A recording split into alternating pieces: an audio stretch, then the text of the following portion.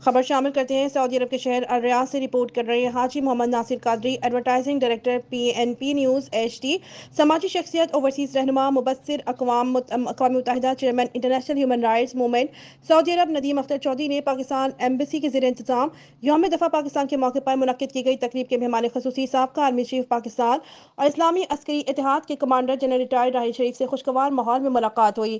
ندیم اختر چودھری نے سفیر پاکستان فاروق احمد اور ملٹری اتاشی بریگیڈیئر محمد عاصم کا شاندار تقریب منعقد کرنے پر مسرت کا اظہار کیا۔ تقریب کے دوران ملٹری اور ایمبیسی کے آفیسرز اور مختلف ممالک کے ایمبیسیز کے نمائندوں سے ملاقاتیں ہوئیں۔ اس موقع پر ندیم اختر چودھری نے پاک فوج کی پیشورانہ مہارت کو خراج تحسین پیش کیا اور کہا فوج پاکستان کی لازوال قربانیوں کی بدولت پاکستانی فوج کا شمار دنیا کی بہترین افواج میں ہوتا ہے۔ پاکستان کا قیام بھی قربانیوں سے ہوا اور تحفظ بھی قربانیوں کا متقاضی ہے۔ محب وطن عوام اور افواج پاکستان کا رشتہ جسم اور روح کی مانند ہے جسے کوئی جدا نہیں کر سکتا۔ 6 ستمبر شہداء اور ان کے خاندانوں کو خراج تحسین پیش کرنے کا دن ہے۔ افواج پاکستان سے محبت وطن سے محبت کی علامت ہے۔